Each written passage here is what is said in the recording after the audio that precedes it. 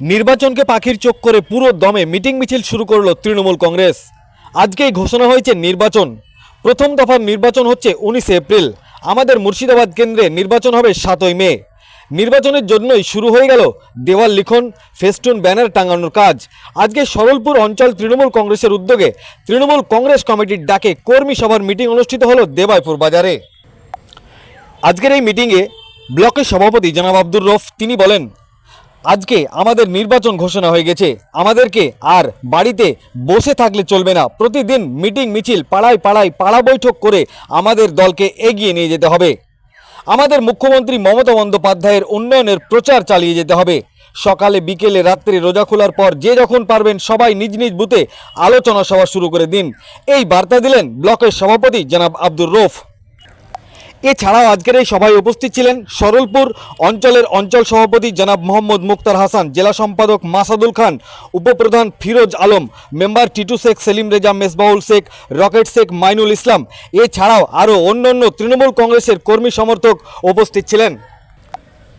সংবাদ মাধ্যমকে কে কি জানিয়েছেন বিস্তারিত শোনাবো আপনাদের। এই ভিডিওটি যারা দেখছেন চ্যানেলটি লাইক করবেন, শেয়ার করবেন আর সাবস্ক্রাইব করবেন।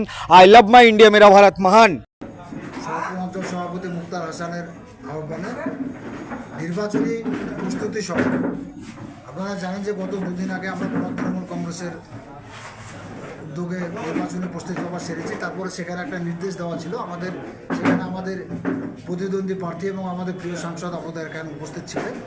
সেখানে আমাদের একটা নির্দেশ দেওয়া ছিল প্রত্যেকটা অঞ্চল সভাপতিকে ব্লক তৃণমূল কংগ্রেস যেভাবে নির্বাচনী প্রস্তুতি সভা করলেন অনুরূপভাবে অঞ্চল সভাপতিদের আহ্বানে প্রতিটা অঞ্চলে হবে এবং শাখা সংগঠনে হবে। সেই মোতাবেক আজকে সরলপুর অঞ্চলের সভাপতি মুক্তার হাসানের নেতৃত্বে তার আহ্বানে সরলপুর অঞ্চলে নির্বাচনী প্রস্তুতি সভা হলো। সেখানে প্রায় 300-400 আমাদের সভ্য সমর্থক, আমাদের নেতৃত্বদেরকে সঙ্গে নিয়ে আমাদের জনপ্রতিনিধি সকলে উপস্থিত ছিলেন। সেখানে একটাই আলোচনা যে নির্বাচনী যেখানে আমাদের জোর কদমে দেওয়াল লিখনের কাজ চলছে, আমাদের ওয়াল তার মানে দেওয়াল চুমকামের কাজ চলছে, প্রার্থীর নাম লেখার কাজ চলছে এবং এই কাজে আরও গতি বাড়াতে হবে। যেখানে যেখানে আমাদের কাজ চলছে ভালোই সেটা, এবং যেখানে এখনও আমরা শুরু করতে পারিনি বা যেখানে আমাদের কাজে অর্ধ সীমিত হয়েছে, শুধু চুমকাম হয়েছে, খুব দ্রুততার সঙ্গে নির্বাচনী আচরণবিধি মেনে সেসব জায়গাতে আমাদেরকে দেওয়াল লিখন কমপ্লিট করতে হবে। এবং তার পাশাপাশি নির্বাচনী যেসব আমাদের উপকরণ সেগুলো আমরা কিভাবে আমাদের কর্মীদেরকে কী করবো সেই বিষয়ে বিস্তারিতভাবে আলোচনা হলো। এবং এখানে অঞ্চল তৃণমূল কংগ্রেসের সকল নেতৃত্ব উপস্থিত ছিলেন। আমাদের জেলার নেতৃত্ব এখানে মাসাদুল খান থেকে শুরু করে প্রধান, উপপ্রধান, অন্যান্য আমাদের তিস্তা পঞ্চায়েতের জনপ্রতিনিধি, পঞ্চায়েত সমিতি, শাখা সংগঠন, অঞ্চল তৃণমূল কংগ্রেসের সকল নেতৃত্ব এখানে উপস্থিত ছিল। খুব সুন্দর পরিবেশে খুব ভালো আলোচনা হয়েছে এবং আমাদের স্থির বিশ্বাস সরলপুর অঞ্চলে এই নির্বাচন আপনার লোকসভা এবং আমাদের উপনির্বাচন ভগবানগোলা বিধানসভা দুটোই খুব সুন্দর সর্বাঙ্গে এবং খুব ভালো ফলাফল করবে এটা আপনার নিশ্চিত বিশ্বাস। আপনার নাম এবং পরিচয়? আব্দুর রৌফ, সভাপতি বাংলা ব্লক তৃণমূল কংগ্রেস। ভগবানগোলা 2 ব্লক তৃণমূল কংগ্রেসের নির্দেশে আমাদেরকে সরলপুর অঞ্চল তৃণমূল কংগ্রেসের উদ্যোগে আজকে একটা নির্বাচনী প্রস্তুতি সভা হলো।